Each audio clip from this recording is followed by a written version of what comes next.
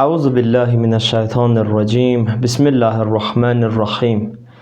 Allah'ın salamı olsun bütün Müslüman bacı ve kardeşlerimize.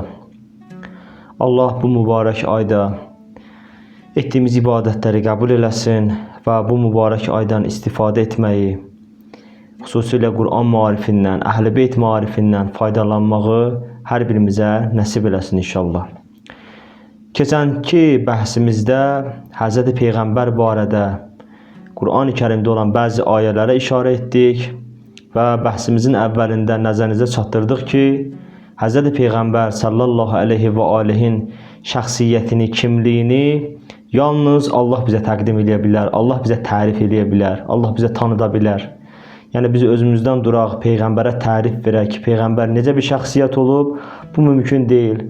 Ancaq və ancaq gərək Qur'an-ı Kərimə müraciət eləyək, görək ki, Allah Taala özünün kitabında Hz. Peyğəmbəri bizə necə təqdim edir, həyat tərzini bizə necə təqdim edir, onun üçün hansı proqramlar təyin edir, bunlara diqqət eləyək. Əvvəlki hissədə nəzərinizə çatdırdıq ki, Hz. Peyğəmbər sallallahu aleyhi və alihin xanımlarından birindən soruşdular ki, Peyğəmbərin əxlaqı necə idi? Cavab verdilər ki, Peyğəmbərin əxlaqı Qur'an idi. Kana xulquhul Qur'an. Peyğəmbərin əxlaqı Qur'an idi. Bugünkü bəhsimizdə digər ayələrə işarə eləyəcək ki, Peyğəmbərin əxlaqı ilə əlaqəlidir. Allah Taala Əraf surəsinin 199-cu ayəsində buyurur: "Xuzil affə və əmur bil urfi və əriz anil cahilin." Ya Peyğəmbər, sən bağışlanmağı tut, bağışlanma yolunu tut, əff etmə yolunu tut, yaxşı işlər görməyi əmr et və əriz anil cahilin və cahillərdən üz döndər, cahillərə arxa çevir. Əgər Allah Taala burada buyurur ki, Peyğəmbərə sən cahillərdən üz döndər, Allah Peyğəmbəri tərbiyə edir. Buyurur ki, sən cahillərdən üz döndər. Digər bir ayədə Müzəmmil surəsində buyurur ki, Ya Rasulallah, sənə ki mən əmr etmişəm, cahillərdən üz döndər, onlara arxa çevir, sənin onlardan ayrılmaq şəklin də gərək gözəl şəkildə olsun. Vəsbir əla ma yəqulun, ki onların dediklərinə səbr et. Vəhcuruhum həcrən cəmila, onlardan gözəl şəkildə ayrıl. Yəni sən ki o cahillərə arxa çevirirsən, üzvü döndərirsən o cahillərdən, sənin bu üz çevirməyin də, onlardan ayrılmağın da gözəl surətdə olmalıdır. Ya Peyğəmbər, sən Allahın cəmalının məzhərisən, ilahi gözəlliklər məzhərisən. Sənin cahillərdən üz döndərməyin də cəmil olmalıdır, gözəl olmalıdır. Elə etməlisən ki, sən bu cahillərə bəhanə verməyəsən, onlardan ayrılanda gözəl surətdə ayrıl. Elə ki, Allah Taala bu əsasları Peyğəmbərə təlim edir ki, əff etmə yolunu tut, yaxşı işlər görməyi əmr et, cahillərdən üz döndər, elə bir şəkildə üz döndər ki, gözəl surətdə olsun. Sonra Peyğəmbərə buyurur Qələm surəsində: "İnnəkə lə'alə xuluqin azim." Ya Rasulallah, sən əzəmətli bir əxlaqın üzərindəsən. Diqqət edin əzizlər, bir şəxsə ki Allah əzim deyir, o şəxs heç kəs tərəfindən tərif edilə bilməz, vəsf edilə bilməz. Sən əzəmətli bir əxlaqın üzərindəsən. Burada buyurmur, sən əzəmətli əxlaqa sahibsən. Allah buyurur ki, sən əzəmətli əxlaqın üzərindəsən. Əxlaq səndən nəşət tapır. Sən əxlaqın mənbəyisən. Sən əxlaqın sadir olduğu mənbəysən, xaric olduğu mənbəysən, ya Rasulallah. Sən əzəmətli əxlaqın üzərindəsən. Əlbəttə ki, ən üstün əxlaqın, ən əzəmətli əxlaqın nümunələrindən biri də səxavətdir. Səxavət yəni əliaçıqlıq. Hz. Peyğəmbər sallallahu aleyhi və aleyh Allahın ilahi səxavətin yer üzündə olan məzhəridir, təcəlli etdiyi yerdir.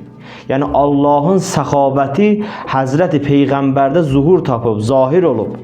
Hazreti Peygamber sallallahu aleyhi ve aleyh buyurur ki öz səxavəti barədə: Allahul əcvədul əcvəd. Allah səxavətlilərin səxavətlisidir. Və ənə əcvədu vuldi Adəm. Mən də Adəm övladları içində ən səxavətliyəm.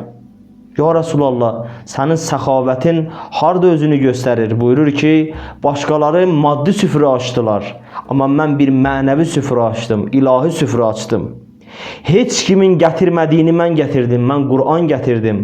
Qur'an süfrəsi açdım. Əvvəlkilərin və sonrakıların elmini gətirdim. Elə bir süfrə açdım ki, hər kəs öz tutumu qədər, öz zərfiyyəti qədər bu süfrədən faydalana bilər. Bu süfrədən istifadə eləyə bilər. Uca Allah Hazreti Peyğəmbərin səxavəti barədə buyurur ki, və ma huvə ələl qeybi bizənin. Hazreti Peyğəmbər qeybi xəbərləri sizə çatdırmaqda xəsislik etməz. Ən böyük səxavət, ən üstün səxavət budur. Və biz ona nə dediksə, o sizə çatdırdı. Çatdırılmalı olan şeyləri sizə dedi. O şeylər ki, lazım deyil demək demədi. Hazreti Peyğəmbərin səxavətini Allah Teala bizim üçün vəsf eləyir. Digər bir surədə, Nəcm surəsində buyurur ki, və ma yantiqu anil hava in huve illa vahyun yuha. O öz nəfsindən, həvai həvəsindən bir söz danışmaz. Onun danışdıqları hamısı ona vəhy yolundandır. Allah Teala burada Hazreti Peyğəmbərin ismətini bizə bəyan eləyir. Məsumiyyətini bizə bəyan eləyir. Həm ismətin səlbi tərəflərini bizə bəyan edir, həm sübuti tərəflərini. Nədir səlbi və sübuti? Yəni, həm Peyğəmbərdə təsdiq olan sifətlərdə Peyğəmbərin ismətini bəyan eləyir, həm Peyğəmbərdə olmayan, yəni Peyğəmbər barədə təsdiq edilməyən sifətlərdə Peyğəmbərin ismətini bəyan eləyir. Peyğəmbərin ismətinin səlbi tərəfi hansı tərəfdir? Yəni Peyğəmbərdə olmayan tərəfi. Deməməli olduğunu demir. Bu Peyğəmbərdə olmayan xüsusiyyətdir. Peyğəmbər bu cəhətdən məsumdur.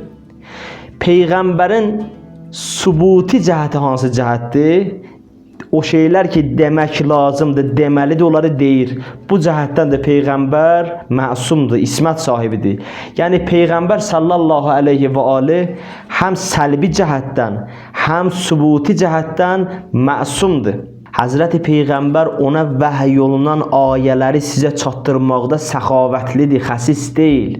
Səxavətlidir, yəni sübuti sifət. Xəsis deyil, yəni səlbi sifət. Allah Teala Peyğəmbəri hər iki cəhətdən məsum bilir, ismət sahibi bilir. Allah Teala Peyğəmbərinə buyurur, ya Resulallah, digərlərinin gətirdiklərini sən də gətirdin. Amma sənin gətirdiklərin digərlərində yox idi, mövcud deyildi. Sənə bir kitab nazil eləmişik ki, bütün kitablar üzərində hakimdir. Tam və kamil bir kitabdır. İnşallah bugünkü bəhsimiz bura qədər yetər. Allah qoysa, növbəti hissədə digər ayələrə də işarə edəcəyik. Allah bizləri Peyğəmbərdən, Əhl-i Beytindən, Qur'an-ı Kərimdən ayrı salmasın. Vəssalamu aleykum və rəhmətullah və bərəkatuhu.